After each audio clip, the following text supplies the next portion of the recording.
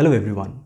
In this video, I'm going to discuss some points which I believe will help parents to understand better the difficulties which their college-going children face as they're involved in various kinds of academic as well as non-academic activities in college. So students, if you're watching this, great. Please watch this. Please continue to watch this. I'm sure you are going to get some useful points out of it. But I request you to please share this video with your parents also because it is really meant for them. I've made all the points for the sake of your parents. So parents, greetings and namaskar to all of you. The first point which I want to highlight is that despite what many of the people may be saying, I personally believe that it is extremely important for you to remain involved in your children's activities. I do not mean for you to be a helicopter parent. Not that. You don't have to be involved on a absolutely day-to-day basis, not be dictating to them on a day-to-day basis what they should be doing or not doing. That is certainly not going to help them really. But I want you to remain aware of the overall arc of the things that they are actually involved in. Please try to stay updated with their academic performance because I have seen in many cases that parents are not at all even aware of what their children are going through, which exams are going on, what kind of assignments they are being given. You don't have to micromanage this, but at least be aware of the kinds of things that they are going through. This is extremely, extremely important in my personal opinion. I'm afraid that some parents almost take a sense of pride in saying that they are giving a complete free rein to their students. See, I am all up for this kind of a modern upbringing where you do give some free rein to your students, give appropriate space to your children. That's all fine. But giving space, in my personal opinion, does not mean that you remain absolutely unaware of what is going on. Taking stock and discussing with your children about their progress, about their hopes and aspirations does not mean helicopter parenting at all. So please do this. And it's a little unfortunate that quite a few of the parents who remain unaware of their children's progress or even if they are progressing or not, ultimately when something bad happens regarding their progress, sometimes they are getting too many backlogs in their subjects, these students, it is then and only then that the parents wake up. This is rather unfortunate. It is then that they come to the faculty advisors, meet the professors, request them for help. So when things just start to go wrong, if at that very point in the nick of time, if parents step in and try to help the students, I think that would be a more appropriate way of tackling the difficulties rather than coming in when things have already become very, very wrong. So this is my request to all of you that please be aware and stay in the loop. The next point is that as parents, you have to understand very importantly the absolute differences in the education of your children during the JEE days and after JEE when they have actually joined the institute. Because see, before JEE, it is quite obvious actually, before JEE, the students had a very, very clear-cut goal before them. They have to crack JEE. That's it. But after JEE, when they have joined a college, there is no such laser focus in front of them. So instead of that, they have a variety of options to set their target from. Now that can be extremely exciting, but at the same time, very, very confusing. They have so many options in front of them. For example, they can choose to prepare for higher studies. They can choose to prepare for maybe civil services, which many students do. They can choose to go for some kind of co-curricular activities like competitive programming or some kind of other activities which are not exactly extracurricular, but side by side with their academics, but not really within the syllabus also. Or at the very extreme, they can be very much interested in something completely extracurricular, like singing, dancing, sports, whatever, you name it. Okay, so all sorts of opportunities, all sorts of options are there in college, and this is across the various good institutes of India.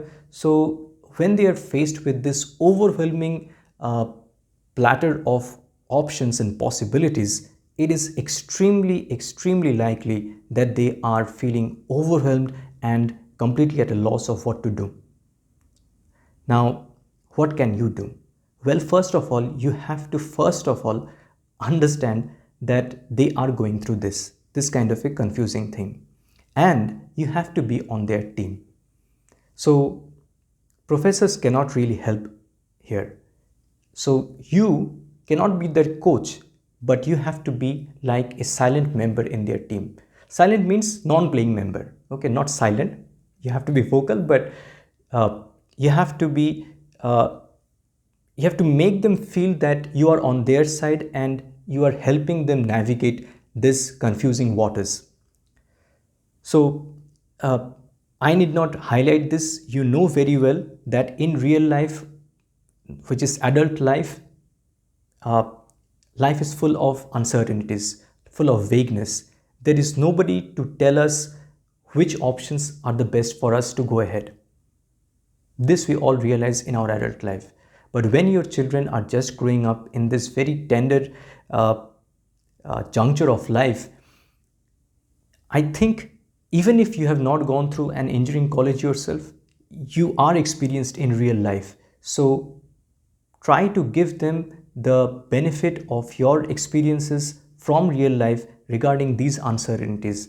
Tell them that it is absolutely okay to be uncertain, to be confused. There is nothing wrong in being confused. It does not mean that they are failing at life. Okay, this is the natural order of things, being confused, being uncertain at this stage of life. In fact, I would say this uncertainty is very much a part and parcel of life, even if one grows much older too. So please try to inculcate in them an appreciation for this uncertainty. It is all right. Okay, I think they need to hear from you much more than need to hear from us professors that it is all right to be uncertain, it is all right to be confused. Next point is that on top of all of this confusion, the education system in the actual institutes is quite different from what is followed in the coaching institutes. The coaching institutes by necessity have tuned their education system, their teaching. Okay, so I'll not call this real teaching, so that's where the air quotes. Their teaching is tuned, is very much fine-tuned over and over the years of their business endeavor to cater to this sole purpose of the JEE or NEET or whatever, so to the sole purpose of cracking the exam.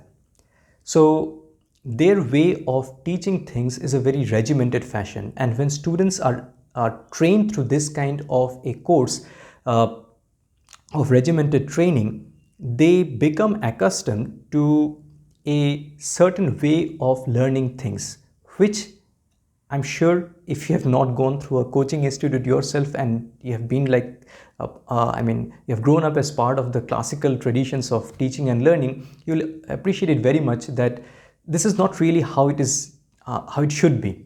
Okay, real education is not like that, but it is what it is, a necessary evil, our coaching institutes. So when students, your children, have gone through this process for 2, 3 years, 4 years, maybe even for higher number of years, they feel a serious difficulty in adjusting to the real system of education which we actually follow in our institutes. So here what we do, as you might be already aware, is that we professors, we just present the study material in front of the students. We come to class, we teach, and we give them the reference materials, the teaching materials, and we expect them to take it up or not take it up based on their own responsibility. And that's that. Okay, this is how it actually works in any university system or any institute system all across the world. So ultimately it all boils down to the student's own responsibility. There is no regimented course here. No professor is going to go after the students to tell them what to do on a day-to-day basis. Sure, we have the system of assignments, sure, we have the system of very demanding examinations and so on and so forth, but ultimately when it comes to the actual preparation, we do not chart out anything for the students to follow on a day-to-day basis. So it is up to the students to take it up, to do it or not do it. So when they are suddenly given this kind of a free rein, it certainly becomes confusing, but more importantly, they are just not accustomed. Okay, they have not been trained to study like this. So no matter how much we professors say it, because see, they are coming from the coaching institute teachers to the teaching of the professors, and because they are more familiar with that, probably they have a little bit of a trust issue with what we professors are doing. Sometimes they are even feeling that we are not good enough teachers. That's a different issue altogether, whether we are good or not. I've addressed that in a separate video, but be that as it may, I think it will be really helpful if you discuss this with your children, that this is what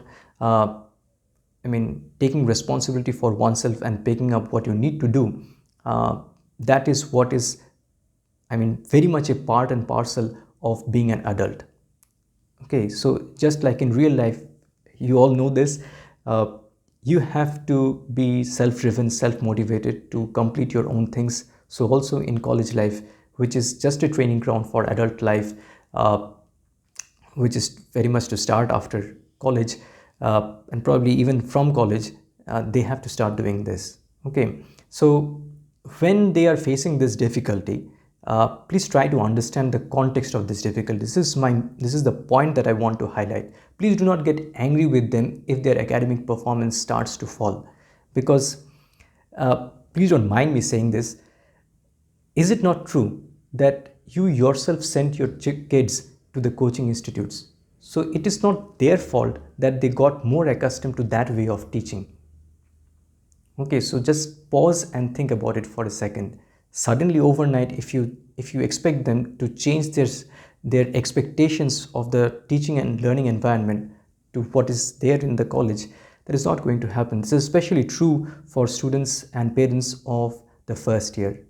I'll leave it at that. The next point that I want to highlight is, see, after coming to college, students do get a lot of free rein. They start growing up, and their minds, it starts blossoming in different directions.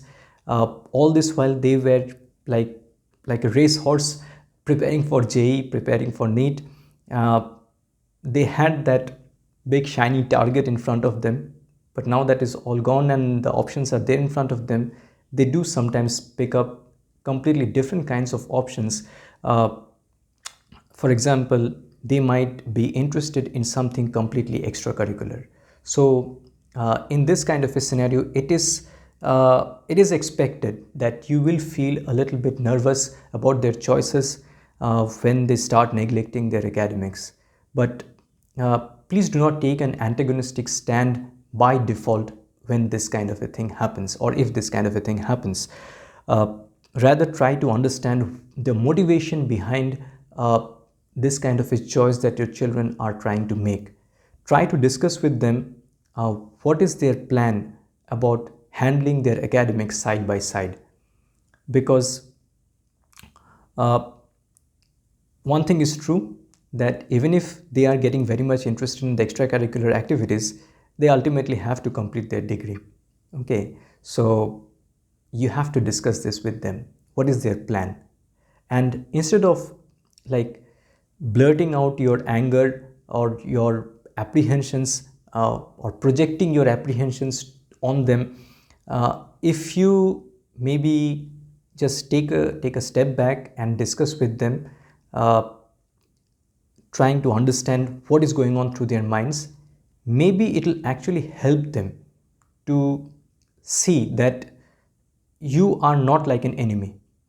Okay, because they always think professors are the enemies, so they have to have a friend on their side. Okay, so I cannot emphasize this enough. You have, again, I'm saying this, you have to be like a team member. So you have to make them feel that you are there to support them at the back end. Okay, uh, so if this kind of a thing happens, then I'm sure students will be able to handle their academics side by side with their extracurricular things to a much better extent compared to a situation where their parents, you, force them to completely give up on this newfound aspiration of theirs to devote a considerable amount of time on the extracurricular activity and to focus solely on the academics, which you may be thinking they should be doing. So, uh, if you force like that, no good will come of it. There are ample examples of it. Maybe they will give up on their extracurricular activities, but as they say, you can bring a horse to the water, but you cannot make him drink it. So, even if they are going to class, even if they are not doing anything other than their academics, their heart may not be in it, and they may not be actually be able to do as well as if they were given some freedom to pursue their extracurricular things and do their academics side by side. So if you're like a friend to them, they're like a team member who is helping them navigate these kinds of uh, uh, two-pronged approach to their progress in life, so to speak. I think it will be a tremendous boost to them. So, with these points, I think I have covered very broadly the kind of things which I have found sometimes lacking in the relationship between the parents and the students, because there is always the problem of the lack of geographical proximity. So, when the parents are not here in the campus, there is always a disconnect. So I again reiterate this, please try to have um, some kind of an involvement, have some kind of an awareness of what the students are going through. This is especially important in first year when students are utterly confused, uh, even if they are performing well. Okay, so just because your students are doing well academically, it does not necessarily mean that everything is well and fine. It is fine, certainly, compared to maybe others, but there may be still some things wrong. Uh, there are a lot of other aspects on the personal front which students get exposed to. Uh, I'm sure as parents you are mature enough to understand what I'm alluding to here, and maybe that is the topic of another long discussion. But there is nobody else in the world who can help your children better than you yourself. Okay, so on this note, I really hope that you will take my discussion of these points on a positive note, and you will try to understand the difficulties, the context of the difficulties which your students, which your children are going through, and you will be able to help them. Okay, so on this note, namaskar again. Thank you very much, and all the best to you, your family, and your children. Thank you.